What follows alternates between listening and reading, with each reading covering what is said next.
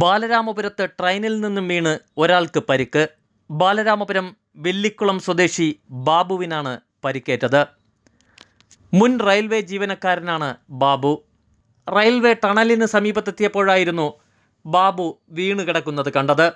തുടർന്ന് നാട്ടുകാർ ബാബുവിനെ ആശുപത്രിയിലെത്തിച്ചു.